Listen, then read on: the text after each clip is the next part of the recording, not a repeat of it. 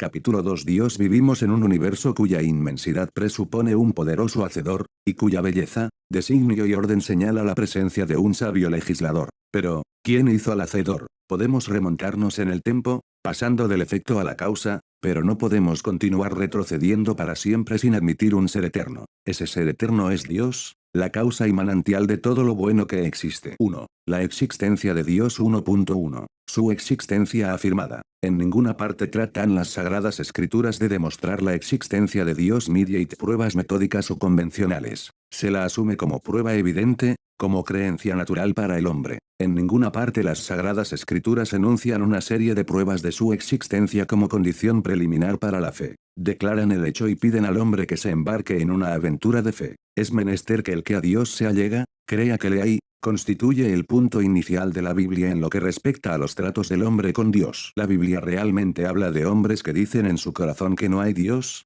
pero son necios, en otras palabras, prácticamente impíos, que desalojan a Dios de sus pensamientos porque le desechan de sus vidas. Pertenecen al elevado número de ateos prácticos, es decir, los que viven y hablan como si no hubiera Dios. Exceden en mucho al número de los ateos teóricos, es decir, los que afirman aferrarse a la creencia intelectual que Dios no existe. Se ha señalado que la declaración de no hay Dios no implica que Dios no exista, sino que no se inmiscuye o interviene en los asuntos del mundo. Al considerar a Dios ausente, el hombre se corrompe y procede con abominación. Salmo 14. Dice el Dr. A. B. Davidson, no se trata de demostrar la existencia de Dios, porque en todas partes en la Biblia Dios se enuncia como conocido. Parece que no hay pasaje alguno en el Antiguo Testamento que indique que el hombre alcance el conocimiento de la existencia de Dios por medio de la naturaleza o de los acontecimientos de la providencia, aunque hay algunos pasajes que insinúan o implican que las falsas ideas de lo que es Dios pueden corregirse por la observación de la naturaleza y la vida. En las páginas del Antiguo Testamento no se considera el discutir o demostrar que pueda conocerse a Dios ni el probar que Dios existe. ¿Cómo podían los hombres considerar el discutir que pueda conocerse a Dios cuando estaban convencidos de que lo conocían? Cuando su fuego interno y su mente estaban impregnados de pensamientos del Señor y cuando sabían que el Espíritu de Dios los inspiraba, los iluminaba y les guiaba en toda la historia.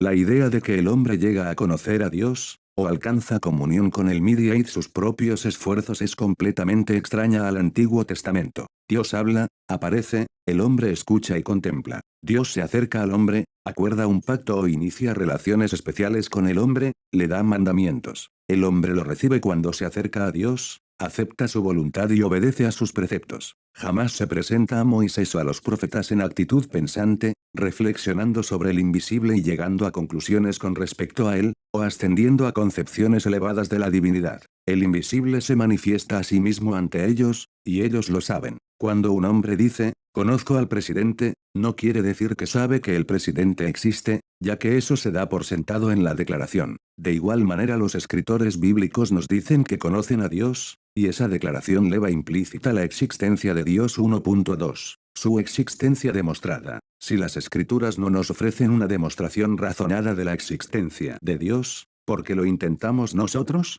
Lo hacemos por las razones siguientes. Primera, para convencer a los que buscan sinceramente a Dios, es decir, a personas cuya fe ha sido oscurecida por alguna dificultad, y que dicen, quiero creer en Dios, demuéstreme que es razonable creer, pero ninguna cantidad de pruebas convencerá a esa persona que, deseando vivir en el pecado y de manera egoísta expresa, lo desafío a que me demuestre que Dios existe. Después de todo, la fe es asunto moral antes que intelectual. Si una persona no está dispuesta a pagar el precio, evadirá toda clase de evidencia. Lucas 16 y 31. Segunda, para fortalecer la fe de los que ya creen. Estudian las pruebas no para creer, sino porque creen. Esa fe es tan valiosa para ellos que reciben con regocijo cualquier cosa que la aumenta o enriquece. Finalmente, con el objeto de enriquecer nuestro conocimiento de la naturaleza de Dios, pues ¿hay acaso objeto mayor de estudio y meditación que él? ¿Dónde encontramos evidencia de la existencia de Dios? En la creación, la naturaleza del hombre y la historia humana. De estas tres esferas deducimos las 5 evidencias o pruebas de la existencia de Dios. El universo debe tener una causa primera o creador. Se trata del argumento cosmológico, palabra que se deriva del vocablo cosmos, que significa mundo. El diseño evidente en el universo indica que debe existir una mente suprema. Se trata del argumento teleológico, palabra derivada del vocablo teleos, cuyo significado es diseño o propósito. La naturaleza del hombre con sus impulsos y aspiraciones indica la existencia de un gobernante personal. Se trata del argumento antropológico, de un vocablo griego, antropos, que significa hombre. La historia humana nos proporciona evidencia de una providencia que todo lo dirige. Se trata del argumento histórico. La creencia es universal. Argumento basado en el consenso unánime, 1.2.1. Argumento basado en la creación. La razón nos dice que el universo debe de haber tenido un comienzo. Todo efecto debe tener una causa adecuada. El universo es un efecto y por lo tanto debe tener una causa. Consideremos el tamaño del universo. Oigamos lo que nos dice el señor George W. Gray: el universo, según lo imaginamos o concebimos, es un sistema de miles de millones de nebulosas. Cada nebulosa o constelación está formada de miles y millones de estrellas. Hacia el borde de una de estas nebulosas, la Vía Láctea, hay un astro de tamaño mediano y temperatura moderada, que se está poniendo amarillo de vejez, nuestro Sol. Y pensar que el volumen del Sol es más de 1.000.000 de veces mayor que el de nuestra pequeña Tierra. El mismo escritor continúa diciendo: el Sol avanza vertiginosamente hacia uno de los bordes de la Vía Láctea a un promedio de unos 20 kilómetros por segundo, seguido en su órbita por la Tierra y todos los demás planetas, y al mismo tiempo todo el sistema solar se desplaza en un arco gigantesco a la velocidad de más de 300 kilómetros por segundo, en circunstancias que la nebulosa misma gira cual si fuera un colosal molinete estelar. Mediante la fotografía de secciones del firmamento, es posible sacar un censo de las estrellas. En el observatorio de la Universidad de Harvard, en los Estados Unidos de América, el autor vio una fotografía que abarca la imagen de más de 200 vías lácteas, todas ellas tomadas en una placa de unos 35 por 45 centímetros. Se calcula que el número de nebulosas que componen el universo alcanza a 500 billones. Consideremos a nuestro pequeño planeta pletórico de seres vivientes, la existencia misma del cual revela una inteligencia superior y designio. Naturalmente surge la pregunta de cómo se originó todo. La pregunta es normal, lógica, pues nuestra mente está formada de tal manera que a todo efecto atribuye una causa. Llegamos a la conclusión luego de que el universo debe de haber tenido una causa primera o creador. En el principio, Dios, Génesis 1:1. Este argumento es presentado en forma sencilla en el incidente siguiente: un escéptico en materia de religión le dijo cierto día a una señora: antes creía en Dios, pero ahora desde que emprendí el estudio de la filosofía y las matemáticas, estoy convencido de que Dios es un vocablo hueco. Bien, dijo la señora, es cierto que no he estudiado esas materias, pero puesto que usted lo ha hecho, dígame, ¿de dónde proviene este huevo de una gallina? Por supuesto, respondió el joven. ¿Y de dónde vino la gallina de un huevo? Naturalmente. Luego la señora le preguntó: ¿me podría decir qué existió primero, la gallina o el huevo? La gallina, naturalmente, respondió el joven. Luego entonces debe haber habido una gallina sin que hubiera tenido que nacer de un huevo o uno. Debiera de haber dicho que el huevo existió primero. Luego usted dice que existió un huevo sin que fuera puesto por una gallina. El joven vaciló. Bueno, me parece que la gallina nació primero. Bien, dijo la señora, ¿quién hizo la primera gallina de la cual proceden todas las demás? ¿Qué me quiere decir con todo eso? Declaró el joven. Simplemente que aquel que creó el primer huevo o gallina es el que creó el mundo. Sin Dios, no se puede explicar ni aun la existencia de un huevo o gallina, no obstante lo cual usted quiere que yo crea que puede explicar la existencia de todo el mundo sin el 1.2.2. Argumento basado en el diseño. Tanto el diseño como la belleza son evidentes en el universo, pero el diseño y la belleza implican la presencia de un diseñador. Por lo tanto, el universo es la obra de un diseñador de suficiente inteligencia y sabiduría como para dar cuenta y razón de ellos. El gran reloj de Estrasburgo tiene, además de las características de un reloj común, una combinación de lunas y planetas que se mueven a través de los días y los meses con la exactitud de los cuerpos celestes, con grupos de figuras que aparecen y desaparecen con igual regularidad a medida que el reloj da las horas. El decir que no había diseñador, que todo ocurre al azar, es un insulto a la inteligencia y a la razón. Es tan necio asumir o creer que el universo nació de la casualidad, o en lenguaje científico, la fortuita confluencia de los átomos. Supongamos que la composición del libro El progreso del peregrino fuera descrita de la manera siguiente. El autor consiguió una carretada de tipos de imprenta y con una pala los lanzó al aire. Esos tipos, al caer, formaron gradualmente la famosa historia de Bunyan. El incrédulo más acérrimo diría: ridículo. y así respondemos a las suposiciones del ateísmo. El examen de un reloj revela que ostenta las características de un diseño, puesto que las distintas partes están montadas para un fino propósito. Están combinadas de tal manera que produce movimiento, y este movimiento está regulado de tal manera que indica la hora del día. De esto deducimos dos cosas: primero, que el reloj tiene un fabricante o hacedor, para seguir la alegoría, y segundo, que este fabricante entendió su construcción y lo diseñó para el fin de señalar la hora. De igual manera, observamos diseño y adaptación en el mundo, y naturalmente llegamos a la conclusión de que tuvo un hacedor que lo diseñó sabiamente para el propósito que cumple. Estas conclusiones no serían afectadas por el hecho de que nunca vimos fabricar un reloj, nunca conocimos a un maestro relojero, no teníamos idea alguna con respecto a cómo se podía fabricar un reloj. De igual manera, nuestra convicción de que el universo tuvo un diseñador no es afectada por el hecho de que no observamos su construcción ni jamás vimos al diseñador. Asimismo, nuestras conclusiones no serían alteradas aunque alguien afirmara que un reloj es el resultado del funcionamiento de leyes mecánicas y se explica por las propiedades de la materia. Debemos considerarlo todavía como la obra de un hábil maestro relojero que hizo uso de estas leyes y propiedades con el objeto de que el reloj marchara. De igual manera, cuando se nos dice que el universo se debe simplemente a la operación de las leyes de la naturaleza, nos sentimos obligados a preguntar, ¿quién diseñó e impuso y usa esas leyes? Donde hay ley, tiene que haber legislador. Tomemos una ilustración de la vida de los insectos. Hay cierto insecto conocido por el nombre de ciervo volante o escarabajo cornudo. El macho tiene cuernos enormes, 2 veces el tamaño de su cuerpo, mientras que la hembra no tiene ninguno. En estado de larva tienen que sepultarse en la tierra y esperar su transformación. Son simplemente pequeños gusanos sin diferencia aparente, sin embargo, uno de ellos cava para sí un hoyo de doble profundidad que el otro. ¿Por qué? Para dar lugar a que crezcan los cuernos sin romperse. Ahora bien, ¿por qué esas larvas aparentemente similares proceden de manera tan distinta? ¿Quién le enseñó al escarabajo macho cavar un hueco de profundidad doble que el de la hembra? ¿Lo razonó por sí mismo? No, pues Dios el Creador implantó dentro de la criatura esa percepción instintiva para hacer aquello que era para su mayor bien. ¿De dónde recibió sabiduría la pequeña larva? Se puede sugerir que heredó la sabiduría de sus padres. Pero ¿puede un perro adiestrado, por ejemplo, pasar sus habilidades a los cachorros? Aun si admitimos que el instinto era heredado, quedaría todavía en pie el que alguien tiene que haber impartido instrucción al primer escarabajo cornudo. La explicación con respecto al instinto maravilloso de los animales se encuentra en el primer capítulo del Génesis, donde dice,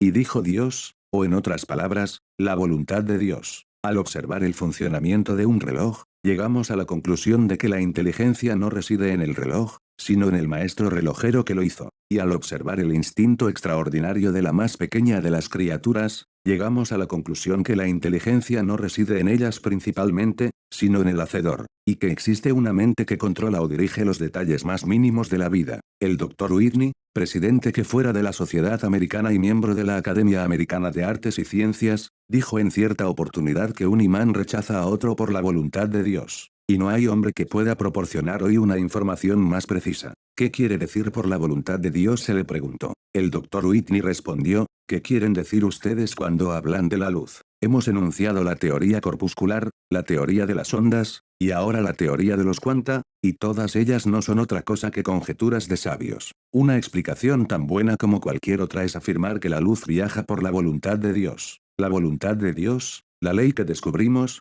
pero no podemos explicar, es final. El señor A.J. Pace, dibujante de la revista Sunday School Times, nos cuenta con respecto a una entrevista con el extinto Wilson J. Bentley, experto en microfotografía, fotografía que se obtiene de la imagen microscópica. Durante más de 30 años ese hombre había tomado fotografías de cristales de nieve, y después de haber fotografiado a miles de esas formas cristalinas, había observado 3 hechos notables, a saber, primero, que jamás había encontrado dos iguales, segundo, que cada uno de ellos tiene hermosa forma, y tercero, que invariablemente tiene 6 puntas. Cuando se le preguntó a qué atribuía esa simetría de 6 puntas, expresó, naturalmente que nadie lo sabe, sino Dios. Pero, he aquí mi teoría. Como usted sabrá, los cristales de nieve se forman del vapor de agua a temperaturas por debajo del grado de congelación, y el agua se compone de 3 moléculas, 2 de hidrógeno y una de oxígeno. Ahora bien, cada una de las moléculas está cargada de electricidad positiva y negativa,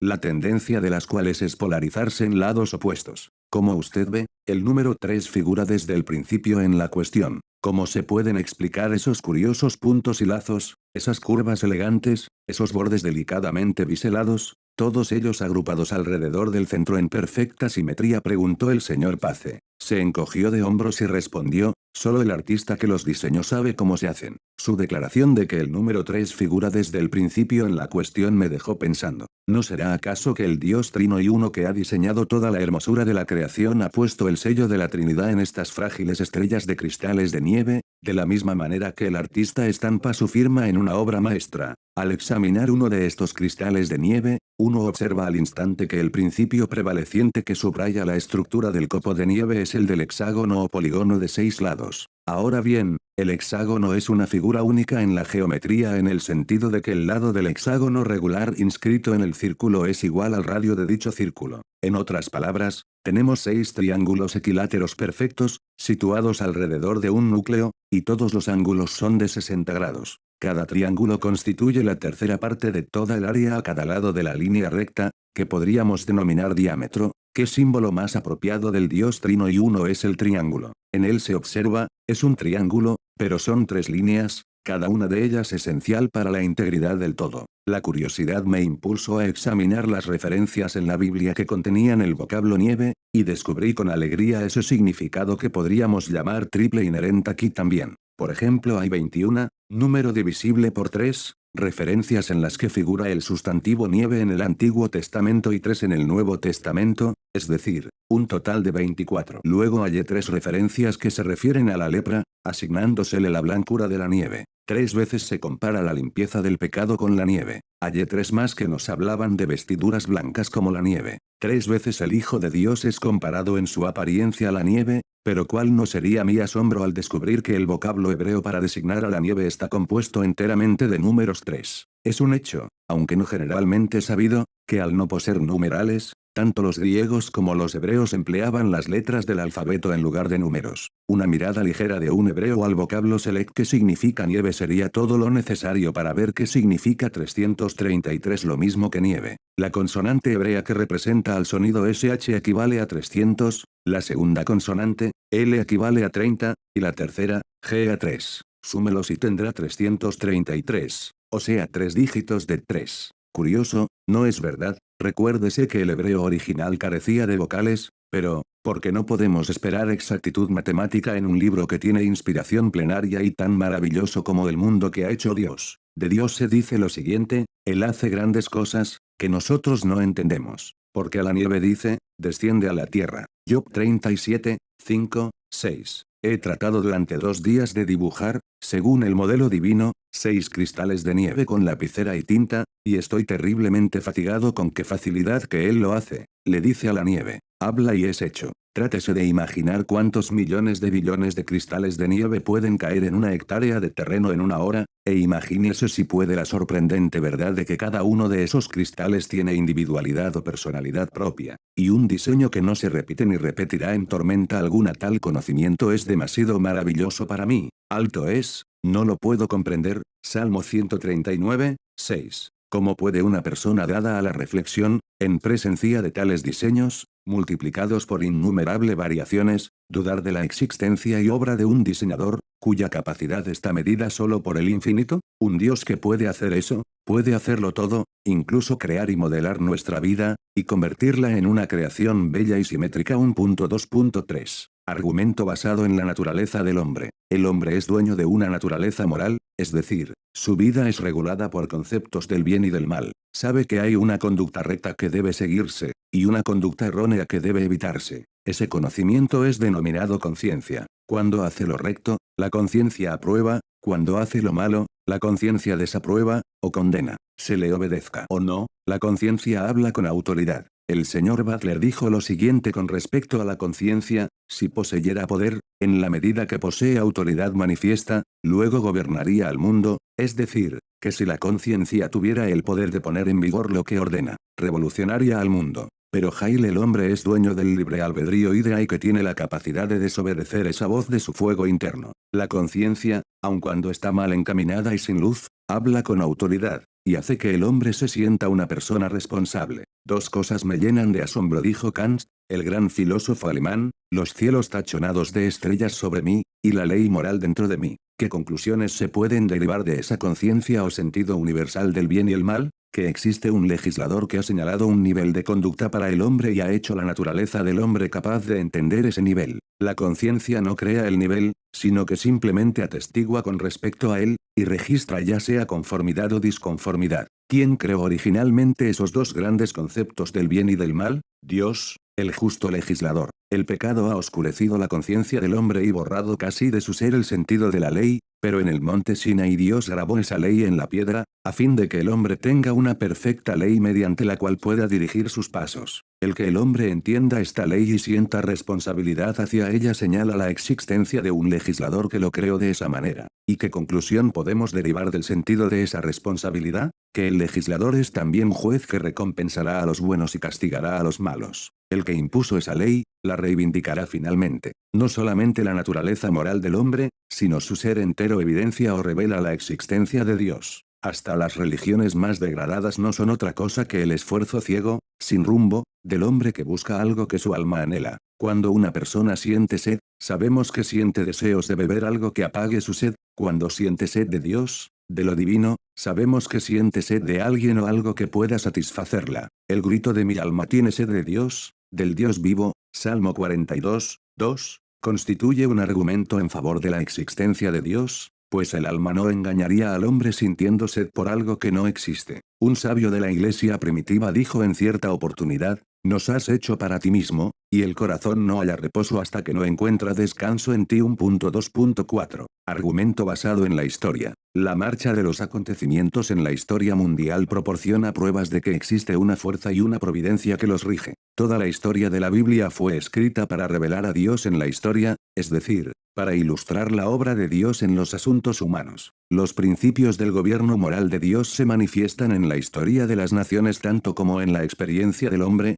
escribe el reverendo D.S. Clark, Comunidad Europea. Salmo 75, 7, Daniel 2 y 21. 5 y 21, el protestantismo inglés considera la derrota de la Armada Española como una intervención divina. La colonización de los Estados Unidos de América por inmigrantes protestantes lo salvó de la suerte corrida por América del Sur y por ende, salvó el mundo para la democracia. ¿Quién podría negar que la mano de Dios está en todo esto? La historia del mundo, la caída y resurgimiento de naciones, como Babilonia y Roma, demuestra que el progreso acompaña al uso de facultades que Dios ha otorgado, y a la obediencia a sus leyes, y, a la desobediencia sigue la decadencia y caída. D. L. Pearson, el Sr. A. T. Pearson, en su libro en inglés intitulado The New Acts of the Apostles, enuncia evidencias de la providencia rectora de Dios en la historia de las misiones modernas. Sobre todo el trato de Dios con las personas evidencia su participación activa en los asuntos de los hombres. Charles Bradlaugh, que fuera en su época uno de los más destacados ateos ingleses,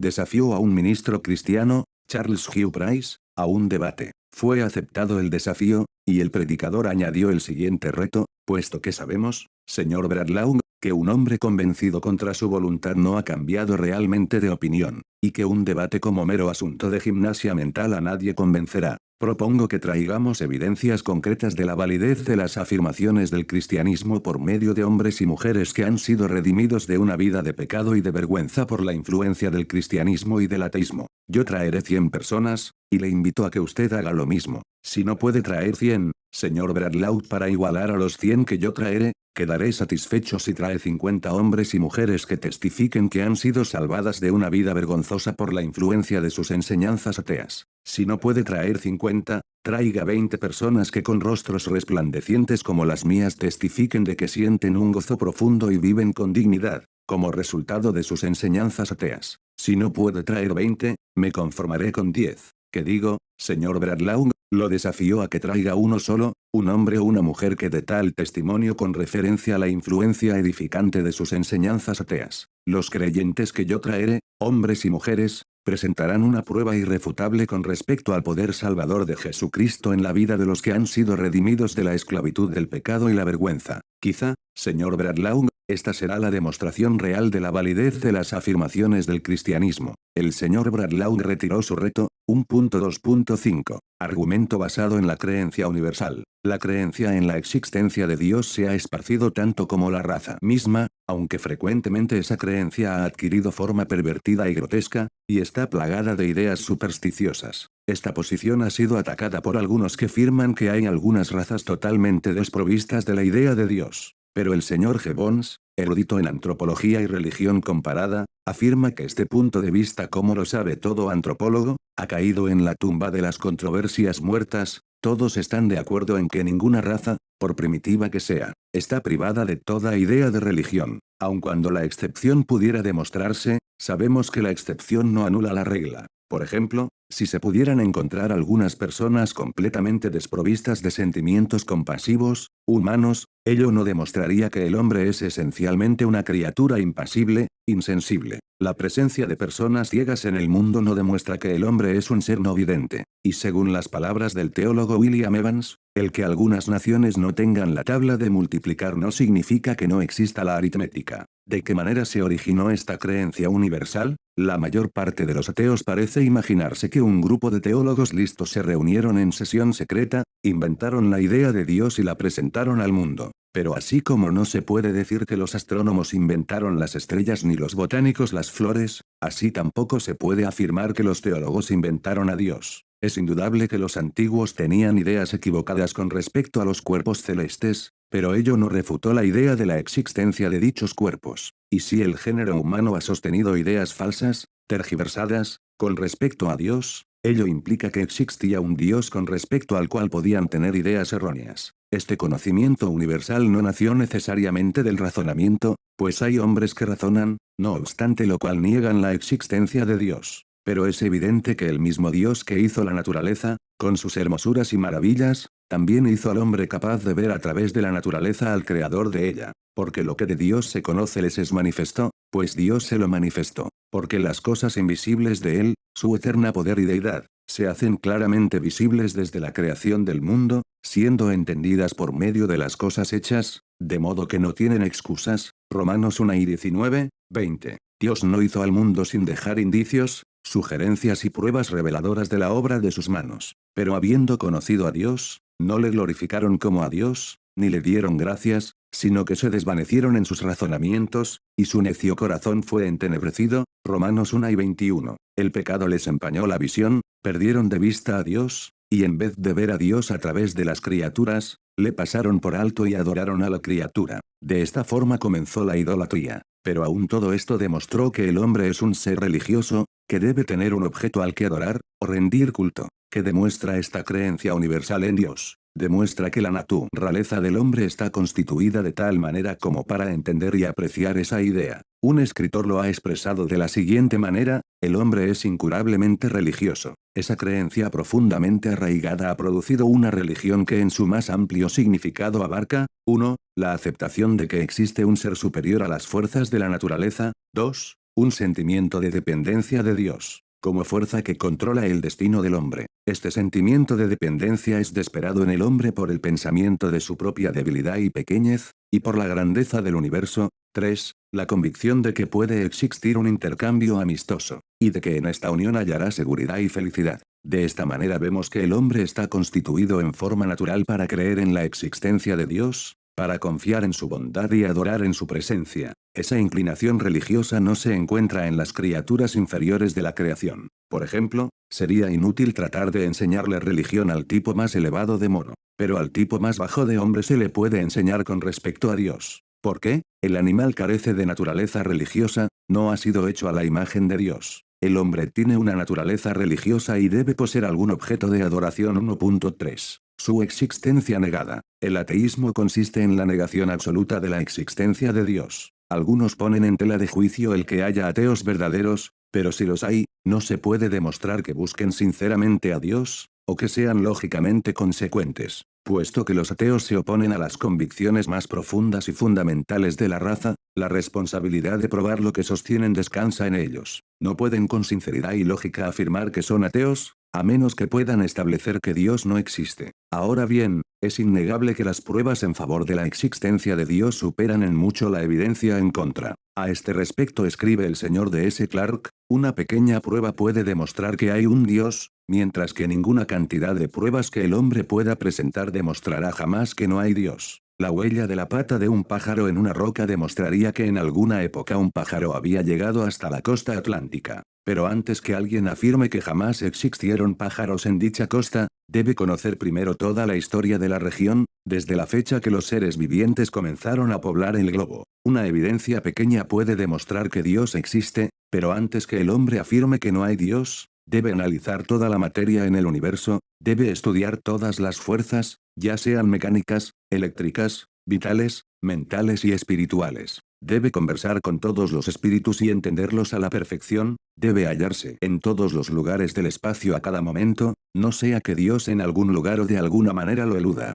Debe ser omnipotente, omnipresente y eterno. En realidad, él mismo debe ser Dios, antes que pueda afirmar dogmáticamente que no hay Dios. Aunque parezca extraño, solo Dios, cuya existencia niega el ateo, podría tener la capacidad de demostrar que no hay Dios. Además, la simple posibilidad de que exista un soberano moral inviste al hombre de una gran responsabilidad, y la conclusión atea no debiera aceptarse hasta que la no existencia de Dios haya sido demostrada fuera de toda duda. La inconsecuencia de la postura atea se observa por el hecho de que muchos ateos, al encontrarse en peligro o dificultades, han orado. El huracán de la vida ha asolado el refugio de sus teorías, y dejado a la intemperie los cimientos de su fe, y han procedido como seres humanos. Decimos humanos porque el que niega a la existencia de Dios frustra y sofoca los instintos más profundos y nobles del alma. Blaise Pascal, el famoso filósofo, teólogo y matemático francés, dijo, el ateísmo es una enfermedad. Cuando el hombre pierde su fe en Dios,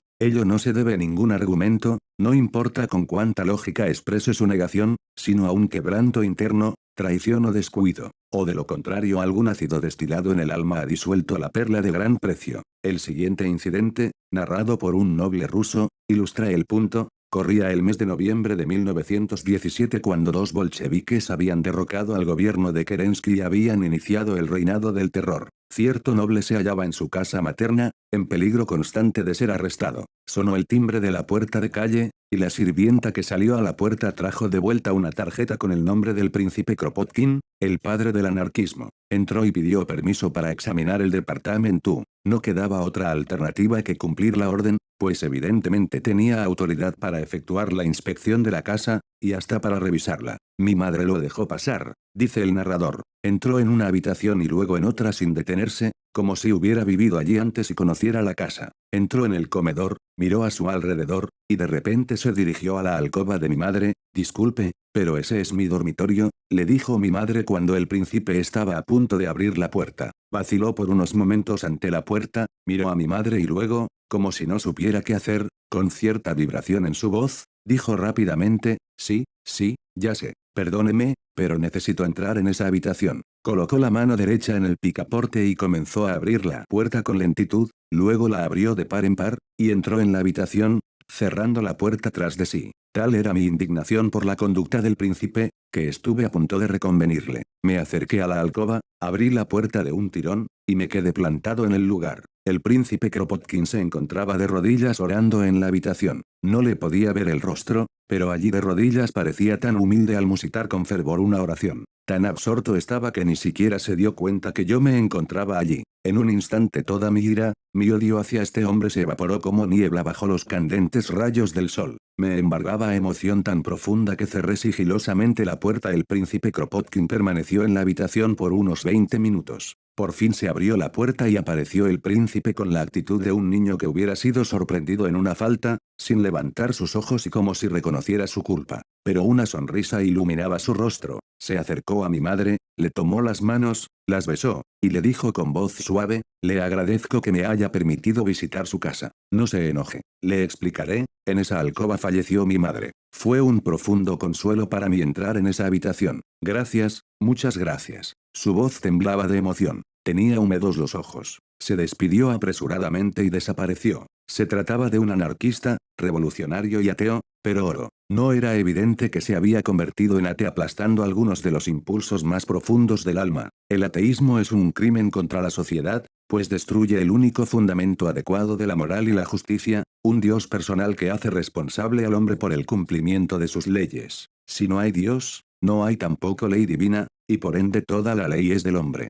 Pero ¿por qué se tiene que vivir una vida recta simplemente porque un hombre, o un grupo de hombres, lo diga? Quizá haya personas animadas de elevados principios que serán justos y procederán con rectitud, sin creer en Dios, pero para la mayoría de los seres humanos, una sola cosa justifica el proceder con rectitud. Así ha dicho Jehová el juez de los vivos y de los muertos, el poderoso gobernante de nuestro eterno destino. El remover ese fundamento equivale a destruir los cimientos o bases de la sociedad humana. El señor James M. Gillis dice, el ateo es como un borracho que por casualidad entra en un laboratorio y comienza a experimentar al azar con productos químicos que pueden hacer volar en pedazos a él y a lo que lo rodea. En realidad el ateo está jugando peligrosamente con una fuerza más misteriosa y poderosa que cualquier cosa que se pone en los tubos de ensayo, más misterioso que el rayo de la muerte de la ciencia. Es imposible imaginarse lo que ocurriría si el ateo lograra realmente extinguir la creencia en Dios. En toda la historia trágica de este planeta, no ha habido acontecimiento alguno que podría servir como símbolo de ese cataclismo universal. El ateísmo es un crimen contra el hombre. Trata de desalojar del corazón del hombre su anhelo de lo espiritual, su sed de lo infinito. Los ateos protestan contra los crímenes de la religión y reconocemos que la religión ha sido pervertida por el profesionalismo en el sacerdocio y por el clericismo.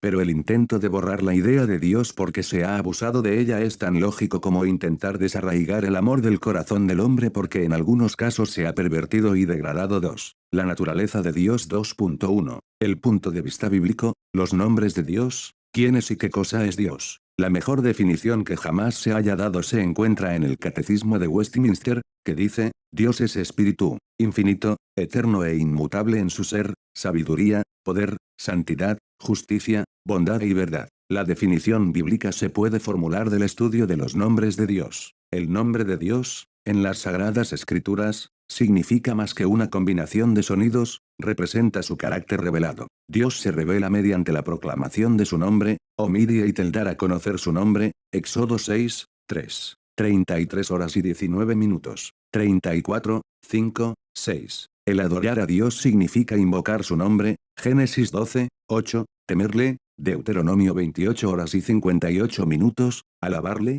2 Samuel 22 y 50, glorificarle, Salmo 86, 9. Es maldad tomar su nombre en vano, Éxodo 20, 7, o profanarlo o blasfemarlo, Levítico 18 y 21, 24 y 16. El reverenciar a Dios es santificar o reverenciar su nombre, Mateo 6, 9. El nombre de Dios defiende a su pueblo, Salmo 20, 1, y por amor de su nombre Él no los desamparará, 1 Samuel 12 y 22. Los siguientes son los nombres bíblicos más comunes en las Sagradas Escrituras. 2.1.1. Elohim, traducido Dios. Este vocablo es empleado en lugares donde se describe o insinúa el poder creador y la omnipotencia de Dios. Elohim es el Dios creador. La forma plural significa plenitud de poder, y simboliza a la Trinidad. 2.1.2. Jehová. Elohim, el Dios creador no se aísla de sus criaturas. Al ver sus necesidades, descendió para ayudarlas y salvarlas. Al entablar esa relación, se revela a sí mismo como Jehová, el Dios del pacto.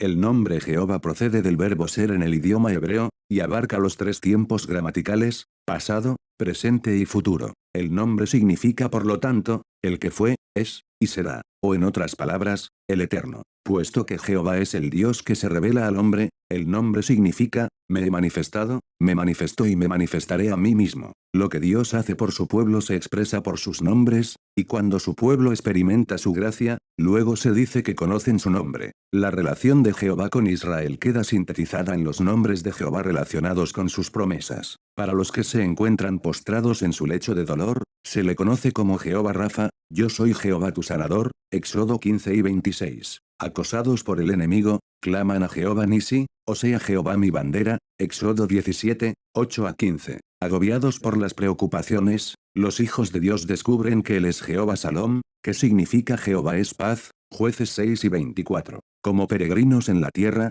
comprenden que necesitan a Jehová Ra, Jehová es mi pastor, Salmo 23, 1. Conscientes de la condenación, y necesitando la justificación claman esperanzados a Jehová Tzidkenu, Jehová, justicia nuestra, Jeremías 23, 6. Cuando están necesitados, comprueban que es Jehová Yire, o sea Jehová proveerá, Génesis 22 y 14. Y cuando el reino de Dios venga sobre la tierra, se le conocerá como Jehová Sama, cuyo significado es Jehová Estaol Ezequiel 48 horas y 35 minutos, 2.1.3. El, Dios, él es empleado en el idioma hebreo en palabras compuestas, el Elyon, Génesis 14, 18 a 20, el Altísimo, el Dios que es exaltado sobre todo aquello que se denomina Dios o dioses, el Sadal, el Dios suficiente para las necesidades de su pueblo, Éxodo 6, 3. El Olam, el Dios eterno, Génesis 21 y 33 2.1.4. Adonai, significa literalmente Señor,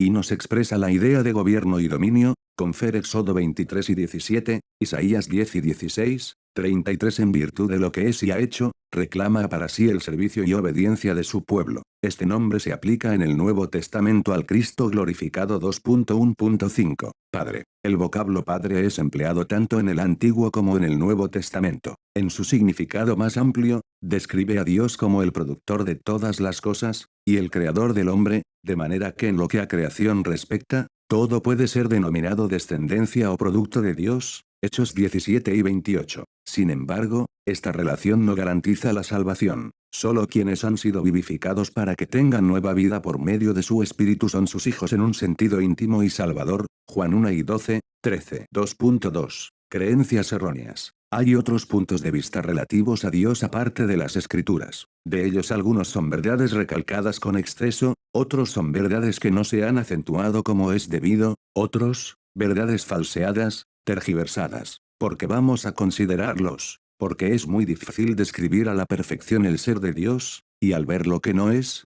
recibiremos ayuda para entender mejor lo que es 2.2.1. Agnosticismo. El agnosticismo, de un vocablo griego que significa desconocido o imposible de conocer, niega a la inteligencia humana capacidad para conocer a Dios. La mente finita no puede comprender lo infinito, declara el agnóstico, pero no alcanza a comprender que hay diferencia entre conocer a Dios en sentido absoluto, y conocer algunas cosas relativas a Dios. No podemos conocer a Dios en forma absoluta, pero sí limitada, es decir, podemos saber algo de Él. Podemos saber que Dios existe, sin saber todo lo que es, nos dice el señor de S. Clark. Podemos tocar la tierra, aunque somos incapaces de rodearla con nuestros brazos. El niño puede conocer a Dios, mientras que el filósofo jamás podrá conocer al Altísimo en forma perfecta. Las Sagradas Escrituras se basan en la premisa de que Dios es conocible, por otra parte se nos advierte que aun conocemos en parte, confer Éxodo 33, 20, Job 11, 7,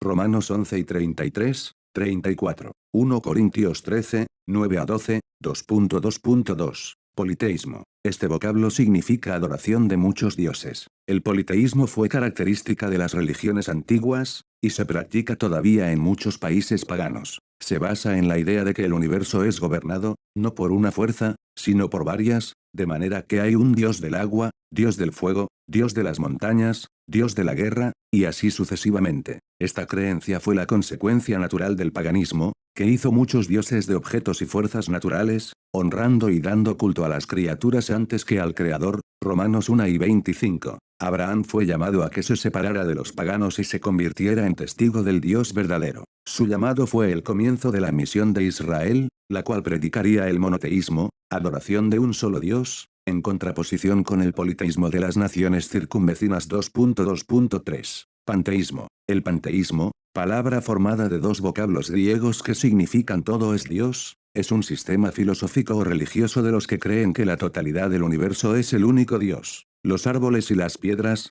la tierra y el agua, pájaros, reptiles y otros animales, y el hombre, todos son, según el panteísmo, parte de Dios, y Dios vive y se expresa mediante esas sustancias y fuerzas. De la misma manera que el alma se expresa por medio del cuerpo. ¿Cómo se originó este sistema? En Romanos 1, 2 a 23 se nos proporciona el indicio. Quizás sea que en un pasado lejano los filósofos paganos, habiendo perdido de vista a Dios y habiéndolo destituido de sus corazones, comprendieron la necesidad de hallar algo que ocupara su lugar, pues el hombre tiene necesidad de adorar algo. Para ocupar el lugar de Dios, debe haber algo que sea tan grande como Dios. Si Dios ha desaparecido del mundo, ¿por qué no dejar que el mundo sea Dios? Así razonaban, y de esa manera comenzó la adoración a las montañas y los árboles, a las bestias y al hombre, y a todas las fuerzas de la naturaleza. A primera vista esta adoración de la naturaleza quizá nos parezca hermosa, pero encierra una conclusión absurda. Pues si el árbol y la flor y la estrella es Dios, también deben serlo el gusano, el microbio, el tigre y el más vil de los pecadores.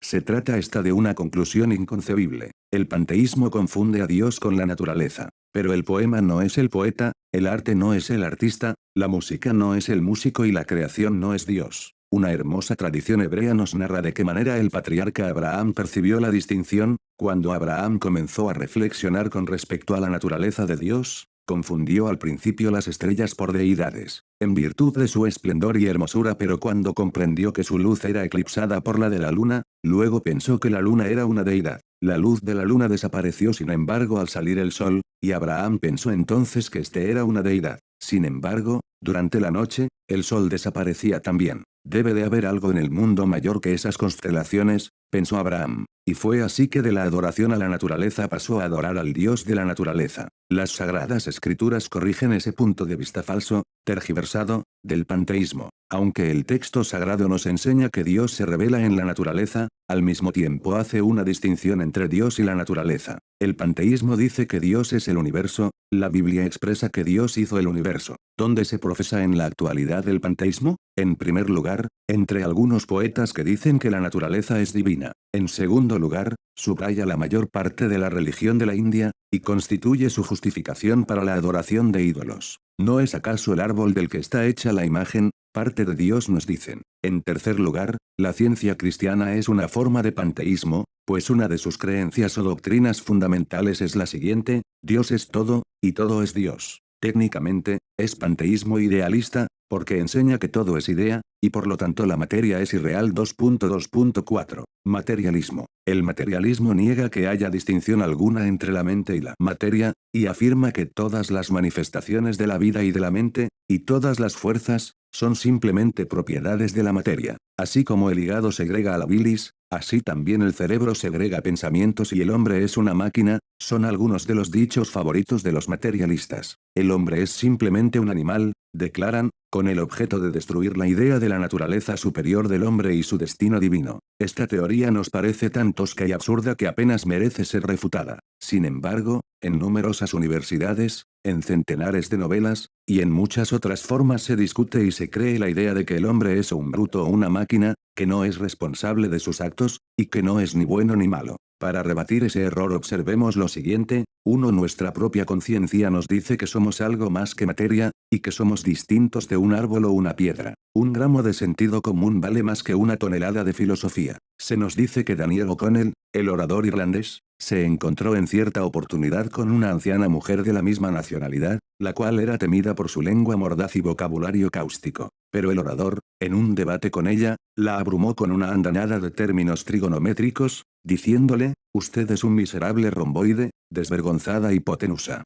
Todos saben que esconde en su casa un paralelogramo. Y continuó en este tenor, hasta que la pobre mujer se sintió toda confusa, sin saber qué hacer. De igual manera, los filósofos modernos tratan de aterrorizarnos con palabras altisonantes. Pero el error no se convierte en verdad mediante el empleo de palabras kilométricas, de 5 sílabas o más. 2. La experiencia y la observación nos demuestran que la vida puede proceder solo de una vida existente. Y por lo tanto la vida de este mundo procedió de una causa viva. Jamás se ha demostrado que la vida pueda proceder de la materia muerta. Hace algunos años, algunos hombres de ciencia pensaron que habían hecho tal descubrimiento, pero cuando se observó en el aire la presencia de microbios, la teoría quedó en la nada. 3. La evidencia de que existe inteligencia y diseño en el universo contradice la idea del materialismo ciego. 4. Admitiendo aún la idea de que el hombre es una máquina, sabemos que una máquina no se fabrica a sí misma. La máquina no produjo al inventor, sino que éste creó aquella.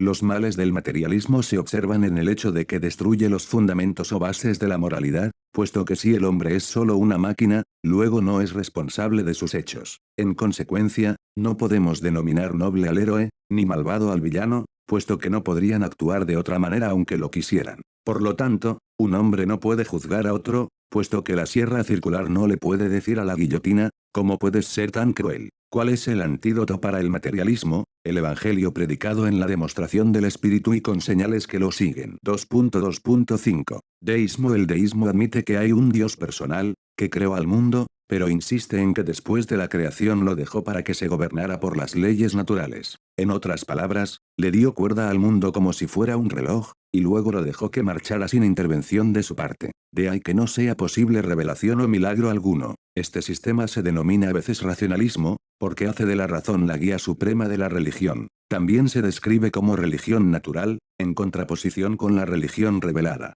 Este sistema es impugnado por las evidencias de la inspiración de la Biblia y las evidencias de la obra de Dios en la historia. El punto de vista deísta con respecto a Dios es unilateral. Las Sagradas Escrituras enseñan dos verdades importantes con respecto a la relación de Dios con el mundo. Primera, su trascendencia, significando su separación del mundo y del hombre, y su elevación por sobre ellos, Isaías 6, 1. Segunda, su inminencia, significando su presencia en el mundo y proximidad al hombre, Hechos 17 y 28, Efesios 4, 6. El deísmo recalca con exceso la primera verdad, mientras que el panteísmo recalca la segunda. Las Sagradas Escrituras nos proporcionan un punto de vista verdadero y equilibrado. Dios está separado del mundo y es realmente superior a él, pero por otra parte, está en el mundo, envió al Hijo para que estuviera con nosotros, y el Hijo envió al Espíritu Santo para que estuviera en nosotros. De manera entonces que la doctrina de la Trinidad evita estos dos extremos. A la pregunta de ¿está Dios fuera del mundo o en él? La Biblia responde, está fuera y dentro del mundo. 3. Los atributos de Dios. Puesto que Dios es un ser infinito, es imposible para criatura alguna conocerlo exactamente tal cual es. No obstante, se ha dignado amorosamente revelarse en un idioma que podemos entender, y esa revelación está contenida en las Escrituras. Por ejemplo, Dios dice de sí mismo, yo soy santo. Por lo tanto podemos decir que Dios es santo. La santidad es entonces un atributo de Dios, porque la santidad es una cualidad que le podemos atribuir o asignar a Dios. De manera entonces que podemos regular nuestros pensamientos e ideas con respecto a Dios con la ayuda de la revelación que Dios ha dado de sí mismo. ¿Qué diferencia hay entre los nombres de Dios y los atributos de Dios? Los nombres de Dios expresan su ser todo, mientras que sus atributos indican varias facetas o aspectos de su carácter. Hay muchas cosas que se pueden decir de un ser tan elevado, excelso, como Dios, y nuestra tarea quedará facilitada si clasificamos sus atributos. El comprender a Dios con amplitud, en sentido absoluto, equivaldría a tratar de encerrar el océano Atlántico en una taza. Pero Él se ha revelado lo suficiente como para satisfacer nuestra capacidad mental. La clasificación siguiente quizá sea útil. 1. Atributos no relacionados, es decir, lo que Dios es en sí mismo, aparte de la creación. Responden a la siguiente pregunta, ¿qué cualidades caracterizaron a Dios antes de existir lo creado? 2. Atributos activos, o lo que Dios es con relación al universo. 3. Los atributos morales, o lo que Dios es con relación a sus seres morales. 3.1. Atributos no relacionados, la naturaleza interior de Dios. 3.1.1. Espiritualidad. Dios es un espíritu con personalidad, Juan 4 y 24. Piensa, siente, habla y por lo tanto puede mantener comunicación directa con sus criaturas hechas a su imagen. Como espíritu, Dios no está sujeto a las limitaciones que por tener cuerpo sufren los seres humanos. No posee miembros corporales o pasiones, no está compuesto de elementos materiales, y no está sujeto a las condiciones de la existencia natural. De ahí que no pueda ser visto con ojos naturales o comprendido por los sentidos naturales. Esto no implica que Dios viva una existencia indefinida, oscura, insubstancial, pues el Señor Jesús se refiere a su parecer Juan 5 y 37, compare con Filipenses 2, 6. Dios es una persona verdadera, pero de naturaleza tan infinita que no puede ser comprendido a la perfección por la mentalidad del hombre, ni descrito en forma adecuada por el lenguaje humano. A Dios nadie le vio jamás, declara Juan 1 y 18, compare Éxodo 33 horas y 20 minutos, sin embargo, en Éxodo 24, 9, 10 leemos que Moisés y ciertos ancianos vieron al Dios de Israel. No hay contradicción alguna. Juan quiere decir que nadie ha visto jamás a Dios tal cual es. Pero sabemos que el Espíritu puede manifestarse en forma corporal, Mateo 3 y 16, por lo tanto Dios puede manifestarse a sí mismo en una forma que puede ser entendido o comprendido por el hombre. Dios describe también su personalidad infinita en un idioma entendido por la mente finita, de ahí que la Biblia hable de Dios diciendo que tiene manos, brazos, ojos y oídos, que ve, siente, oye, se arrepiente y así sucesivamente. Pero Dios es inscrutable, ¿descubrirás tú los secretos de Dios? Job 11, 7. Nuestra respuesta debe ser la siguiente: no tenemos nada con que sacarla, y el pozo es hondo, Juan 4 y 11, 3.1.2. Infinidad. Dios no está sujeto a las limitaciones humanas y naturales. La infinidad de Dios puede ser considerada de dos maneras: 1. Con relación al espacio, Dios se caracteriza por la inmensidad, 1 Reyes 8 y 27, es decir, la naturaleza de la deidad está igualmente presente en el todo del espacio infinito, como en cada una de sus partes. No existe parte de la existencia que no sea afectada por su presencia y vigor, y punto alguno del espacio puede sustraerse a su influencia. Su centro está en todas partes, su circunferencia en ninguna. No obstante, debemos recordar que en un sitio particular, su presencia y su gloria se revelan en forma extraordinaria, en el cielo. 2. Con relación al tiempo, Dios es eterno, Éxodo 15 y 18, Deuteronomio 33 horas y 27 minutos, Nehemías 9, 5, Salmo 90, 2, Jeremías 10 y 10, Apocalipsis 4, 8 a 10. Ha existido desde la eternidad, y existirá hasta la eternidad. El pasado, el presente y el futuro son el presente para su mente. Por ser eterno, es inmutable, Jesucristo es el mismo ayer, y hoy, y por los siglos. Se trata de una verdad consoladora para el creyente, que puede descansar confiado en la verdad de que el eterno Dios es tu refugio, y acá abajo los brazos eternos, Deuteronomio 33 horas y 27 minutos. 3.1.3. Unidad OVE, Israel, Jehová nuestro Dios, Jehová uno es, era base fundamental de la religión del Antiguo Testamento, y el mensaje distintivo, característico a un mundo que adoraba a muchos dioses falsos, confer Éxodo 20, 3, Deuteronomio 4 y 35, 39, 6, 4, 1 Samuel 2, 2, 2 Samuel 7 y 22, 1 Reyes 8, 60, 2 Reyes 19 y 15, Nehemías 9, 6, Isaías 44, 6 a 8, 1 Timoteo 1 y 17. Está en pugna esta enseñanza relativa a la unidad de Dios con lo que enseña el Nuevo Testamento referente a la Trinidad. Debemos distinguir entre dos clases de unidad, la absoluta y la compuesta. La expresión un hombre nos da la idea de unidad absoluta, porque nos referimos a una persona. Pero cuando leemos que un hombre y una mujer serán una sola carne, Génesis 2 y 24, tenemos unidad compuesta, puesto que se quiere dar a entender la unión de dos personas. Compárese también Esdras 3, 1 y Ezequiel 37 horas y 17 minutos, pasajes que emplean para uno, echad en hebreo, el mismo vocablo que se emplea en Deuteronomio 6, 4. Un término distinto, yachit, se emplea para proporcionar la idea de unidad absoluta, o calidad absoluta de uno. Génesis 22, 2, 12, Amos 8 y 10, Jeremías 6 y 26, Zacarías 12 y 10, Proverbios 4, 3, Jueces 11 y 34. ¿A qué unidad se refiere Deuteronomio 6,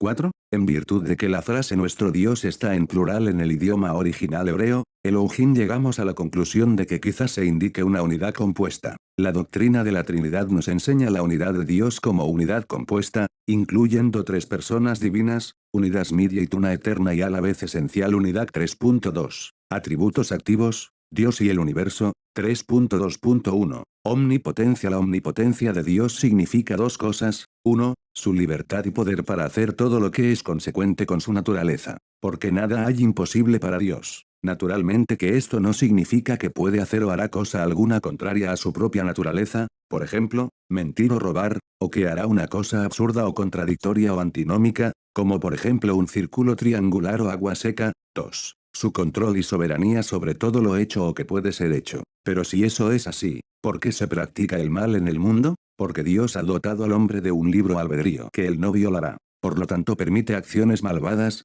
pero con un propósito sabio, y con el objeto o perspectiva de vencer finalmente al mal. Solo Dios es todopoderoso, y ni aun Satanás puede hacer nada sin su consentimiento. Lea Job, capítulos 1 y 2. Toda la vida es sostenida de Dios, Hebreos 1, 3, Hechos 17 y 25, 28, Daniel 5 y 23, la existencia del hombre es como las notas de un órgano, que duran mientras los dedos de Dios están en el teclado. Por lo tanto, toda vez que una persona peca, está empleando el propio poder del Creador para afrontarlo. Confer Génesis 1, 1, 17, 1, 18, 14, Éxodo 15, 7, Deuteronomio 3 y 24, 32 horas y 39 minutos, 1 Crónicas 16 y 25, Job 42, 2, Isaías 40 horas y 12 minutos 15, Jeremías 32 horas y 17 minutos, Ezequiel 10, 5, Daniel 3 y 17, 4 y 35, Amos 4 y 13, 5, 8, Zacarías 12, 1, Mateo 19 y 26, Apocalipsis 15, 3, 19, 6, 3.2.2. Omnipresencia. ¿Qué diferencia hay entre inmensidad y omnipresencia? Inmensidad es la presencia de Dios con relación al espacio, mientras que omnipresencia es su presencia vista con relación a sus criaturas. Está presente entre sus criaturas o seres en las maneras siguientes: 1. Gloriosa, entre las huestes que lo adoran en el cielo, Isaías 6, 1 a 3, 2. Eficaz, en el orden natural, Nahum 1 3, 3. Providencial, en los asuntos del hombre, Salmo 68 7 a 8, 4. Atenta, para los que le buscan, Mateo 18 y 19, 20, Hechos 17 y 27 5, judiciaria, para la conciencia de los malvados, Génesis 3, 8, Salmo 68, 1, 2. El hombre no puede esperar encontrar un rincón en el universo, donde puede escapar la ley de su Hacedor. Si Dios está en todas partes, tiene que estar también en el infierno, manifestó cierto día un ciudadano chino a un creyente de la misma nacionalidad. ¿Su ira está en el infierno?, fue la rápida respuesta. Se nos dice que cierto día un ateo escribió lo siguiente: Dios no está aquí. Su hijita, que estaba aprendiendo las primeras letras, leyó: Dios nuestro aquí. Ello lo convenció de su error, le hizo comprender su pecado. 6. Corporal, en el Hijo, Colosenses 2, 9. Dios con nosotros. 7. Mística, en la Iglesia, Efesios 2 y 12 22, 8. Oficial, con sus obreros, Mateo 28 horas y 19 minutos, 20. Aunque Dios está en todas partes, no significa que habite en todas partes. Solo cuando entra en relación directa con un grupo o con una persona, se dice que habita o vive en ellos. Génesis 28 horas y 15 minutos, 16, Deuteronomio 4 y 39, Josué 2 y 11, Salmo 139, 710, Proverbios 15, 3, 11, Isaías 66, 1, Jeremías 23 y 23-24, Amos 9, 2, 6, Hechos 7 y 48, 49, Efesios 1 y 23, 3.2.3. Omnisciencia. El conocimiento de Dios es perfecto, no tiene que razonar o reflexionar, o descubrir cosas, o aprender gradualmente, puesto que sus conocimientos con respecto al pasado, presente y futuro son instantáneos. Gran consuelo proporciona estudiar este atributo. En todas las pruebas de la vida, el creyente puede estar seguro de que vuestro Padre sabe, Mateo 6, 8. La siguiente dificultad se les presenta a algunos: puesto que Dios sabe todas las cosas, sabe quién se perderá, por lo tanto, ¿cómo puede una persona evitar perderse? Pero el que Dios sepa de antemano de qué manera empleará una persona su libre albedrío no significa que influirá en la elección de éste. Dios prevé el futuro, pero no lo fija o determina para el hombre.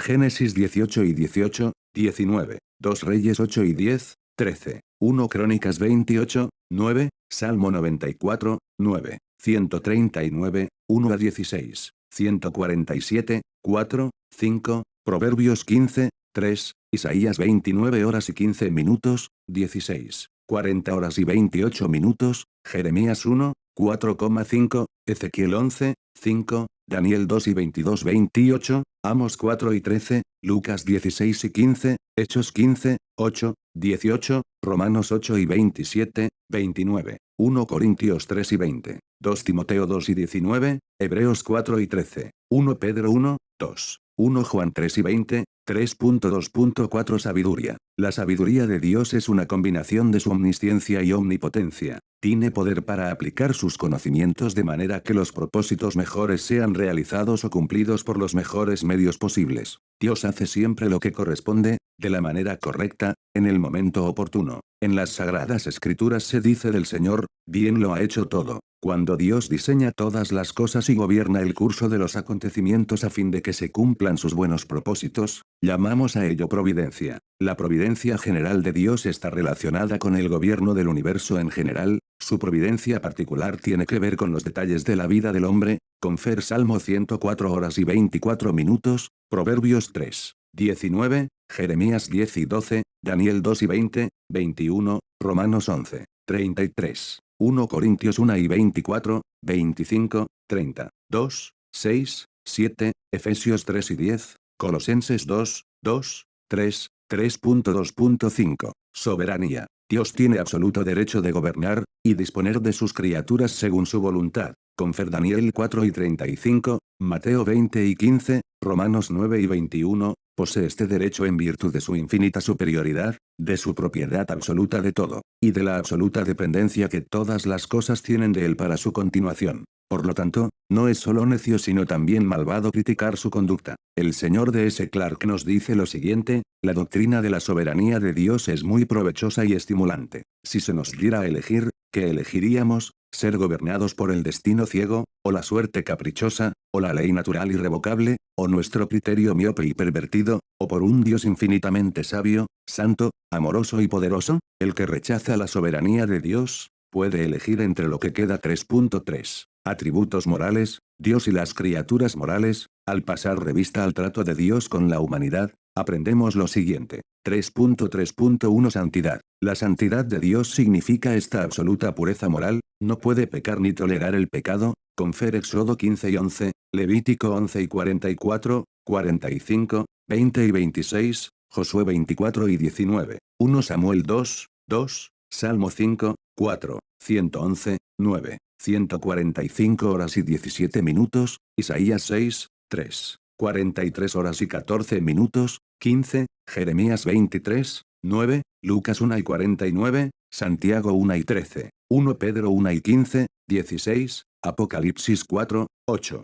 15, 3, 4, la raíz etimológica del vocablo santo es separado, apartado. ¿En qué sentido está separado Dios? Está separado del hombre en lo que respecta a espacio. Y está en el cielo, el hombre en la tierra. Está separado del hombre en naturaleza y carácter. Dios es perfecto, el hombre imperfecto. Dios es divino, el hombre humano. Dios es moralmente perfecto, el hombre es pecaminoso. Vemos que la santidad es el atributo que establece y preserva la distinción entre Dios y las criaturas. Denota no solo un atributo de Dios, sino la naturaleza divina misma. Por lo tanto, cuando Dios se revela de tal manera que con su divinidad causa impresión en el hombre, se dice que se santifica a sí mismo. Ezequiel 36 horas y 23 minutos, 38 horas y 23 minutos, es decir, se revela como el santo. Cuando los serafines describen el resplandor del que se sienta en el trono, exclaman: Santo, Santo, Santo, Jehová de los ejércitos. Isaías 6, 3.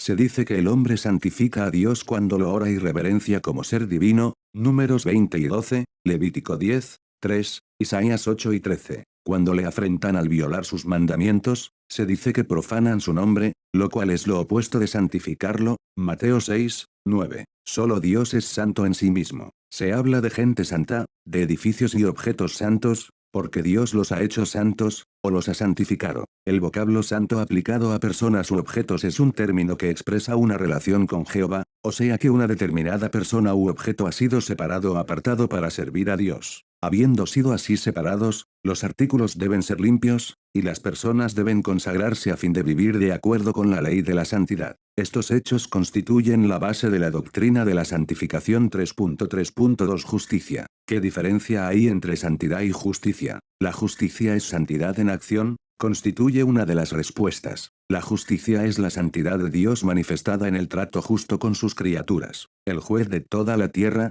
no ha de hacer lo que es justo. Génesis 18 y 25. Justicia es ajustarse a un nivel justo de conducta, es la conducta que corresponde con relación a los demás. ¿Cuándo manifiesta Dios este atributo? 1. Cuando declara inocente al que lo es, y condena al malvado y vela porque se haga justicia. Dios juzga, no como los jueces modernos lo hacen, por las pruebas que otros presentan en el tribunal, sino que descubre las pruebas por sí mismo. De manera entonces que el Mesías, y lleno del Espíritu Santo, no juzga según la vista de sus ojos, ni arguirá por lo que oyeren sus oídos, sino que juzgará con equidad y justicia. Isaías 11, 3, 2, cuando perdona al penitente. Salmo 51 horas y 14 minutos. 1 Juan 1, 9, Hebreos 6 y 10, 3, cuando castiga y juzga a su pueblo. Isaías 8 y 17, Amos 3, 2, 4, cuando salva a su pueblo. La interposición de Dios en favor de su pueblo se denomina su justicia. Isaías 46 horas y 13 minutos. 45 horas y 24 minutos, 25. La salvación es el lado negativo, la justicia el positivo. Libera a su pueblo de sus pecados y de sus enemigos, y el resultado es justicia del corazón. Isaías 60 horas y 21 minutos. 54 horas y 13 minutos. 61 horas y 10 minutos. 51, 6, 5,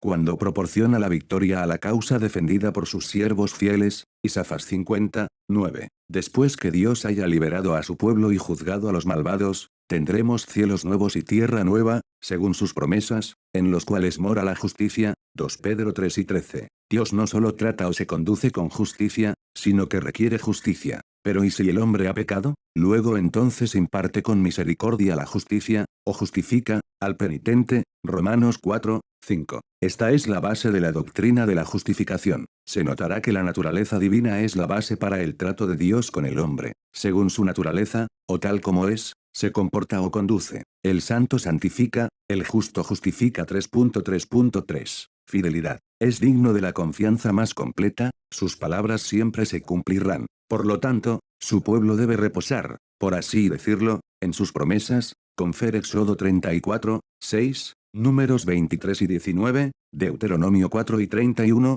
Josué 21, 4345, 23 y 14, 1 Samuel 15 y 29, Jeremías 4 y 28, Isaías 25, 1, Ezequiel 12 y 25, Daniel 4, Miqueas 7 y 20, Lucas 18, 7, 8, Romanos 3, 4, 15, 8, 1 Corintios 1, 9, 10 y 13, 2 Corintios 1 y 20, Tesalonicenses 5 y 24, 2 Tesalonicenses 3, 3, 2 Timoteo 2 y 13, Hebreos 6 y 18, 10 y 23, 1 Pedro 4 y 19, Apocalipsis 15, 3, 3.3.4. Misericordia. La misericordia de Dios es la bondad divina ejercida para aliviar las desgracias y aflicciones de sus criaturas, es la cualidad que hace a Dios condolerse y tomar medidas para el alivio de ellas, y cuando se trata de un pecador impenitente, es la cualidad que conduce a Dios a sentir paciencia longánima. Joyes Confer Tito 3,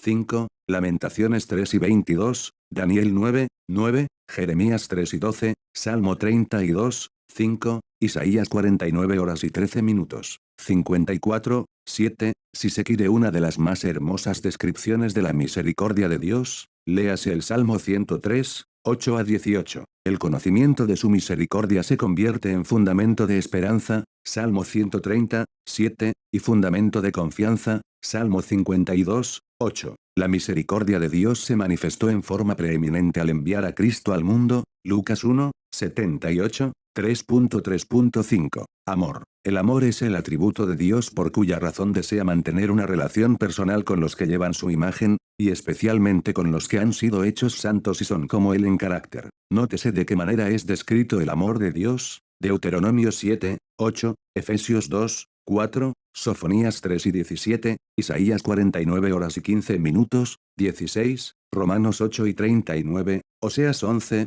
4, Jeremías 31, 3, nótese hacia quienes se manifiesta, Juan 3 y 16, 16 y 27, 17 y 23. Deuteronomio 10 y 18, nótese cómo se demostró Juan 3 y 16, 1 Juan 4, 9, 10, Romanos 9 y 13, 1 Juan 3, 1, Isaías 43, 3, 4, Isaías 63, 9, Tito 3, 7, Isaías 38 horas y 17 minutos, Efesios 2, 4, 5, Seas 11, 4, Deuteronomio 7 y 13, Romanos 5, 5, 3.3.6. Bondad. La bondad de Dios es ese atributo en razón del cual imparte vida y otras bendiciones a sus criaturas. Salmo 25, 8, Nahum 1, 7 Salmo 145, 9, Romanos 2, 4, Mateo 5 y 45, Salmo 31, 19, Hechos 14 y 17, Salmo 68 horas y 10 minutos, 85,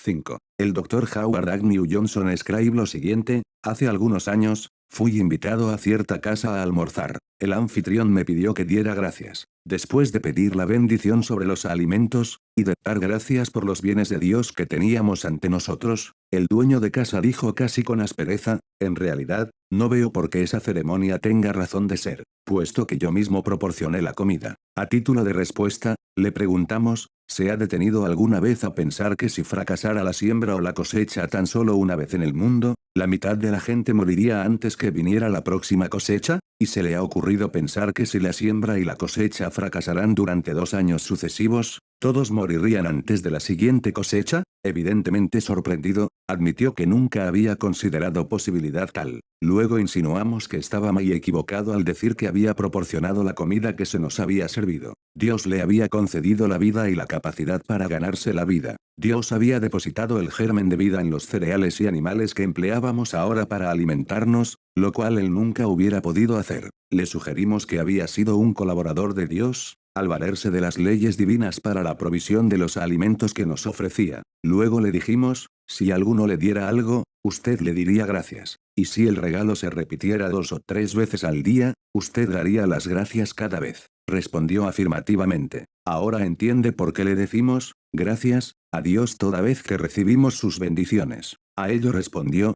ya veo que el dar gracias a Dios no es cuestión de simple honestidad, sino también de ser agradecido como corresponde. Para algunos la existencia del mal y del sufrimiento presenta un obstáculo para creer en la bondad de Dios. ¿Por qué un Dios de amor creó un mundo con tantos sufrimientos? Se preguntan. Las consideraciones siguientes quizá arrojen luz sobre el problema. 1. Dios no es responsable del mal. Si un obrero negligente arroja arena en un mecanismo delicado, ¿debe culparse por ello al fabricante? Dios hizo todas las cosas buenas, pero el hombre estropeó su obra. Sustraiga de los sufrimientos del mundo todo lo que es el resultado del pecado y obstinación del hombre, y no quedará mucho. 2. Dios es todopoderoso, y por lo tanto, el mal existe por su permiso. No podemos, en cada oportunidad, entender el por qué el Señor permite el mal, pues son inescrutables sus caminos. Al que es dado a hacerse conjeturas con exceso. El Señor le da que a ti, sígueme tú. Sin embargo, podemos entender parte de sus caminos, lo suficiente como para saber que no comete error alguno. Robert L. Stevenson, el famoso autor,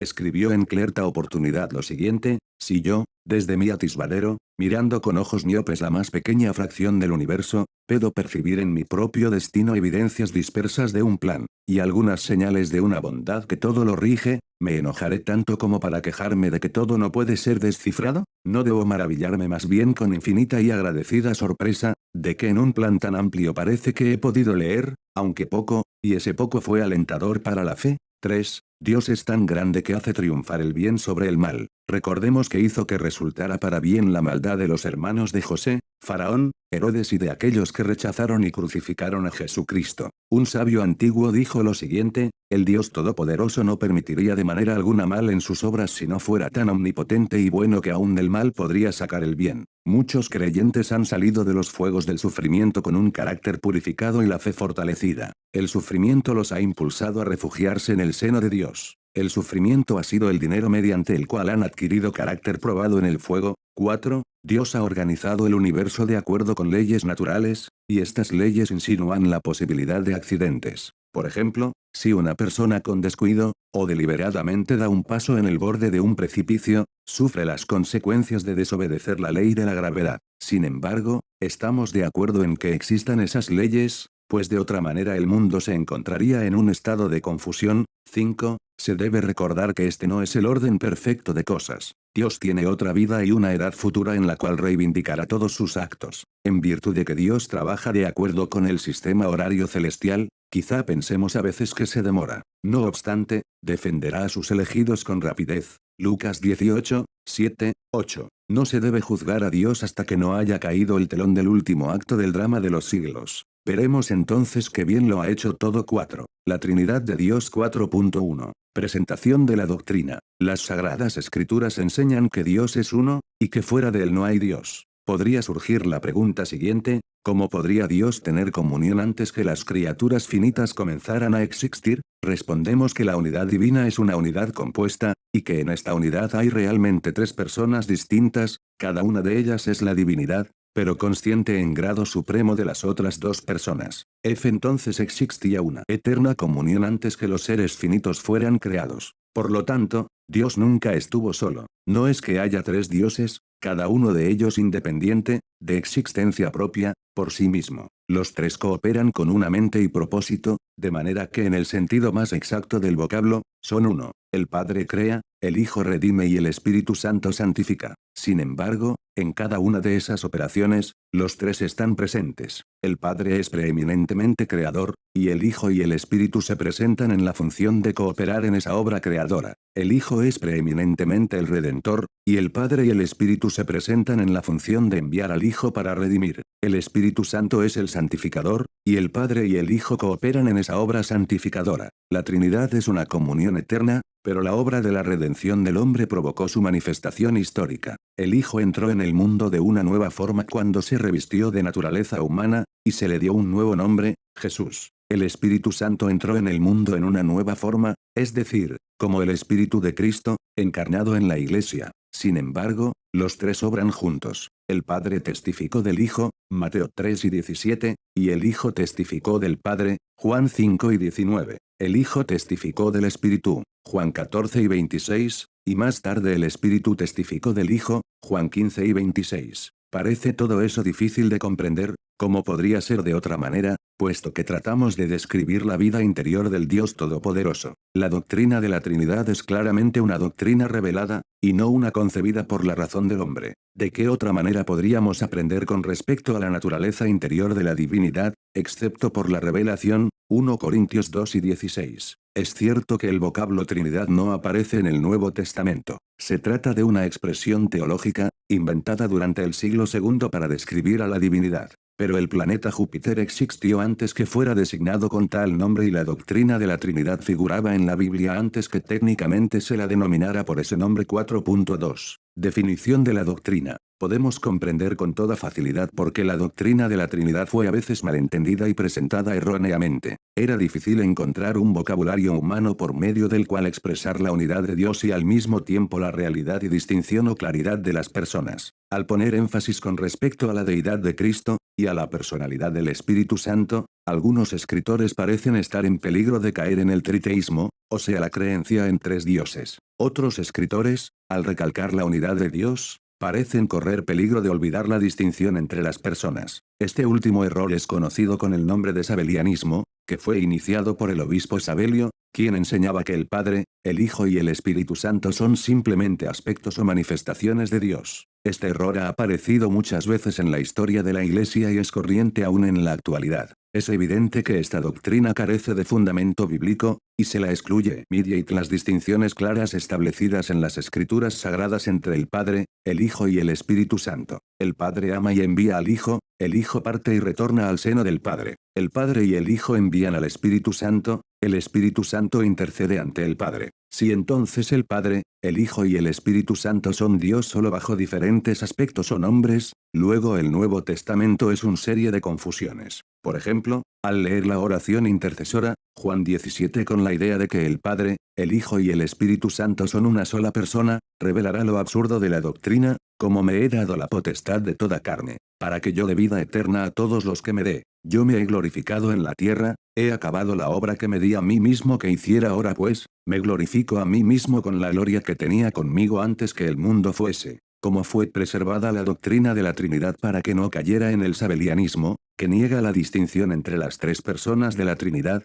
y el triteísmo o sea la creencia en tres dioses distintos en la Trinidad, mediante la formulación de dogmas, es decir, interpretaciones que definen la doctrina y la protegen del error. El ejemplo siguiente de un dogma se encuentra en el símbolo de Atanasio, formulado durante el siglo V. Dice así: adoramos a un Dios en la Trinidad, y la Trinidad en la unidad, sin confundir las personas, ni separar la sustancia, puesto que la persona del Padre es una, y la del Hijo otra, y la del Espíritu Santo otra. Pero del Padre, y del Hijo y del Espíritu Santo hay solo una divinidad, igual gloria y majestad coeterna. Lo que es el Padre, también lo es el Hijo y el Espíritu Santo. El Padre es increado, el Hijo es increado, el Espíritu Santo es increado. El Padre es inmenso, el Hijo es inmenso, el Espíritu Santo es inmenso. El Padre es eterno, el Hijo es eterno, el Espíritu Santo es eterno. Sin embargo, no hay tres eternos, sino solo uno. De manera que no hay tres seres increados, ni tres seres inmensos, sino un solo ser increado, un solo ser inmenso.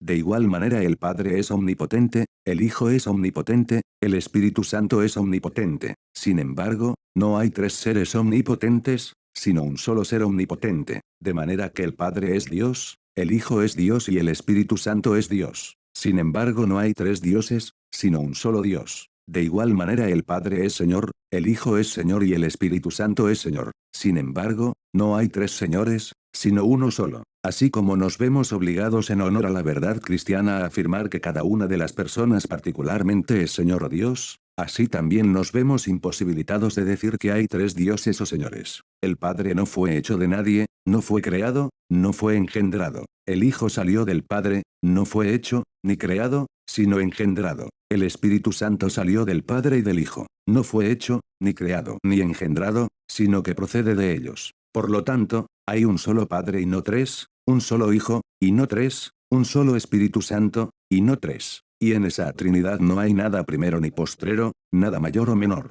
Pero las tres personas coeternas son coiguales o mutuamente iguales entre sí, de manera que a través de todo, como se ha dicho arriba, tanto la unidad en la Trinidad como la Trinidad en la unidad deben adorarse. Esa declaración quizá nos parezca árida, complicada, llena de argumentos sutiles, pero en los primeros siglos demostró su eficacia para preservar la declaración correcta de verdades que eran valiosas y vitales para la Iglesia. 4.3. Demostración de la doctrina. Puesto que la doctrina de la Trinidad concierne a la naturaleza interior de la Trinidad, no podía conocerse a menos que lo fuera por revelación. Esa revelación se encuentra en las Sagradas Escrituras. 4.3.1. El Antiguo Testamento. El Antiguo Testamento no enseña ni clara ni directamente la doctrina de la Trinidad, y la razón es evidente. En un mundo donde la adoración de muchos dioses era cosa común, era necesario inculcar en el pueblo de Israel la verdad de que Dios era uno, y que no había nadie fuera de él. Si se hubiera enseñado con respecto a la Trinidad desde el principio, ello podría haber sido malentendido e interpretado erróneamente.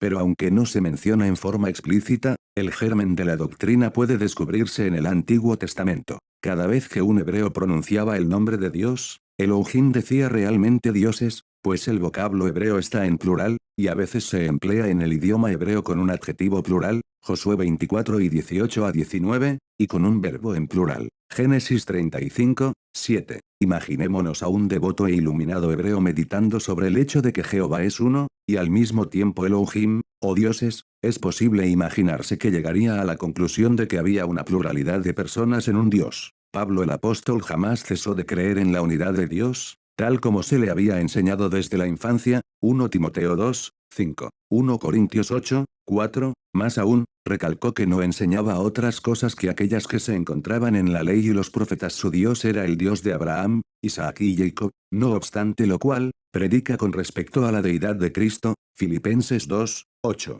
1 Timoteo 3 y 16, y la personalidad del Espíritu Santo, Efesios 4 y 30, y coloca a tres personas juntas en la bendición apostólica, 2 Corintios 13 y 14. Cada uno de los componentes de la Trinidad es mencionado en el Antiguo Testamento: 1, Padre, Isaías 63 horas y 16 minutos y Malaquías 2 y 10, 2, el Hijo de Jehová Salmo 45, 6, 7, 2, 6, 7, 12, Proverbios 30, 4. El Medias es descrito con títulos divinos, Jeremías 23, 5, 6, Isaías 9, 6. Se hace mención del misterioso Éngel de Jehová que lleva el nombre de Dios, y que tiene poder para perdonar pecados o retenerlos, Éxodo 23 y 20, 21, 3, el Espíritu Santo Génesis 1, 2, Isaías 11, 2, 3. 48 horas y 16 minutos, 61, 1, 63 horas y 10 minutos. La Trinidad está representada en la triple bendición de número 6,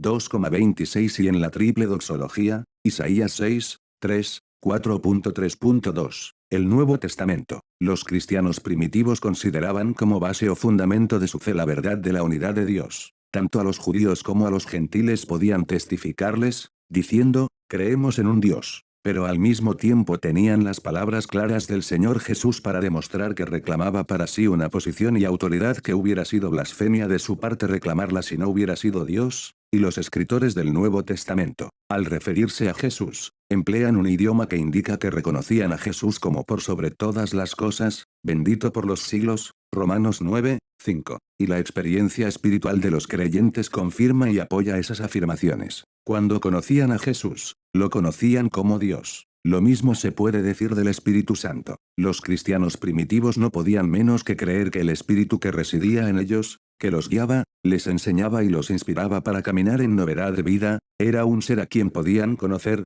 y con quien podían tener verdadera comunión, y no una simple influencia o sentimiento. Y cuando leían el Nuevo Testamento, descubrían que en sus páginas se le asignaba al Espíritu Santo los atributos de la personalidad, de manera entonces que confrontaban a la iglesia primitiva dos verdades, a saber, que Dios es uno, y que el Padre es Dios, el Hijo es Dios y el Espíritu Santo es Dios. Y estas dos grandes verdades relativas a Dios constituyen la doctrina de la Trinidad. Dios el Padre era una realidad para ellos, el Hijo era una realidad para ellos, y así también lo era el Espíritu Santo. Y la única conclusión a que se podía llegar de esas verdades fue que en la divinidad había una distinción real pero misteriosa de la personalidad, distinción que se puso de manifiesto en la obra divina para la redención del hombre. Varios pasajes del Nuevo Testamento mencionan las tres personas divinas, compare Mateo 3 y 16, 17, 28 horas y 19 minutos, Juan 14 y 16, 17, 26, 15 y 26. 2 Corintios 13 y 14,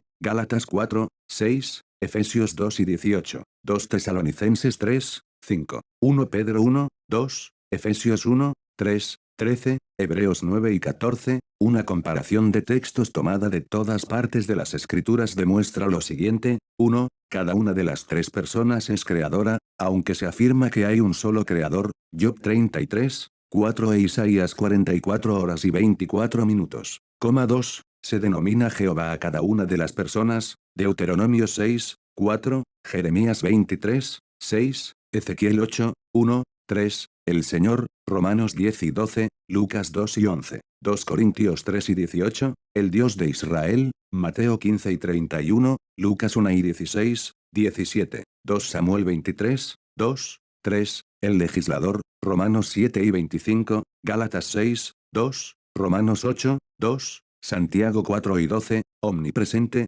Jeremías 23 y 24, Efesios 1 y 22, Salmo 139, 7, 8, y la fuente de vida, Deuteronomio 30 horas y 20 minutos, Colosenses 3, 4, Romanos 8 y 10. Sin embargo, se afirma que hay un solo ser que se puede describir de esa manera, 3, cada una de las personas hizo a la humanidad, Salmo 100, 3, Juan 1, 3, Job 33, 1, resucita a los muertos, Juan 5 y 21, 6 y 33, resucitó a Cristo, 1 Corintios 6 y 14, Juan 2 y 19, 1 Pedro 3 y 18, comisiona el ministerio, 2 Corintios 3, 5, 1 Timoteo 1 y 12, Hechos 20 y 28, santifica al pueblo de Dios, Judas 1, Hebreos 2 y 11, Romanos 15 y 16, y efectúa toda clase de operaciones de carácter espiritual 1 Corintios 12, 6, Colosenses 3 y 11 y 1 Corintios 12 y 11. Sin embargo, es claro que solo un Dios es capaz de hacer todo eso. 4.4. Ilustración de la doctrina. ¿Cómo es que tres personas pueden constituir un Dios? Esta es una pregunta que deja perplejos a muchos. No nos sorprende su perplejidad,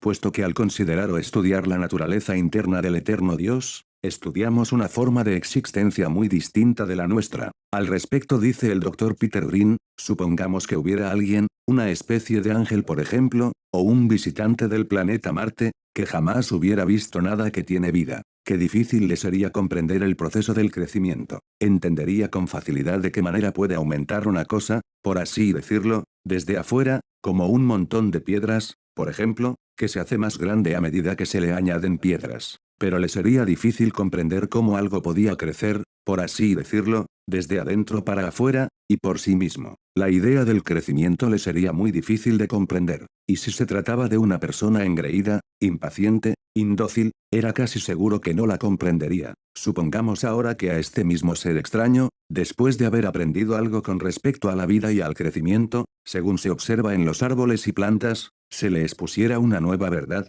es decir, la de la inteligencia. Según se observa en los animales superiores, Qué difícil le sería entender el proceso por el que una cosa nos gusta o no, el acto de elegir y rechazar, el saber y ser ignorante. Si la vida es difícil de entender, cuanto más lo es la mente. Aquí también tendría que demostrar humildad, paciencia y docilidad, para comprender esas ideas. Pero tan pronto como comenzara a comprender el significado de la mente y cómo funciona, tendría que procurar entender algo más elevado que la mente, según se observa en los seres humanos. Nuevamente se vería confrontado aquí con algo nuevo, extraño, y que no se podría explicar haciendo referencia a lo que había conocido hasta entonces. Tendría que ser esmerado, humilde y dócil. Luego nuestro ángel o visitante procedente de Marte esperaría, y nosotros también haríamos muy bien en esperar que cuando pasamos del estudio o consideración de la naturaleza del hombre, al estudio de la naturaleza de Dios, hallaremos algo nuevo. Pero hay un método mediate el cual las verdades que están por encima de la razón pueden, en cierto grado, ponerse a la altura de la razón. Nos referimos al uso de las ilustraciones o analogías, pero las debemos usar con cuidado, y no ir demasiado lejos con las comparaciones. Toda comparación renguea, dijo un sabio de la antigua Grecia. Aun en el mejor de los casos, son imperfectas e inadecuadas. Se las puede comparar con pequeñas linternas que nos ayudan a vislumbrar lo razonable de las verdades demasiado vastas para la comprensión perfecta. Se pueden obtener ilustraciones de tres fuentes, a saber, la naturaleza, la personalidad del hombre y las relaciones humanas 4.4.1. La naturaleza nos proporciona muchas alegorias. 1. El agua es una, y sin embargo se la conoce en tres formas o estados, líquida, sólida y evaporada. 2. La electricidad es una, y sin embargo produce movimiento, luz y calor. 3. El sol es uno, y no obstante se manifiesta mediante la luz, el calor y el fuego. 4. Cuando San Patricio evangelizaba a los irlandeses, les explicó la doctrina de la Trinidad mediante el trébol de tres hojas. 5. Se ha señalado que todo haz de luz tiene tres rayos: el actínico o químico, el cual es invisible, el luminoso, el cual es visible, y el calorífico, que produce calor, y que se siente pero no se ve. ¿Dónde están estos tres? Hay luz. Donde hay luz, tenemos estos tres. Juan el apóstol dijo, Dios es luz. Dios el Padre es invisible, se hizo visible por medio de su Hijo, y opera en el mundo por medio del Espíritu, que aunque invisible, es eficaz. 6. Tres bujías en una sala darán una sola luz. 7. Un triángulo tiene tres lados y tres ángulos. Si se le quita un lado, deja de ser triángulo. Donde hay tres ángulos, hay un triángulo. 4.4.2. La personalidad del hombre. 1. Dios dijo, hagamos al hombre a nuestra imagen, conforme a nuestra semejanza. El hombre es uno, no obstante lo cual posee naturaleza triple, pues consiste en cuerpo, alma y espíritu. 2. El tener conciencia de nosotros mismos nos señala la división de la personalidad. 4.4.3. Relaciones humanas. 1. Dios es amor. Dios ha amado desde la eternidad. Pero el amor requiere un objeto para ser amado, y al ser eterno, debe de haber tenido un objeto eterno de su amor, es decir, su Hijo, el eterno amante y el eterno amado, y el eterno vínculo y expresión de ese amor es el Espíritu Santo. 2. El gobierno es uno, y sin embargo está compuesto de tres poderes, ejecutivo, legislativo y judicial.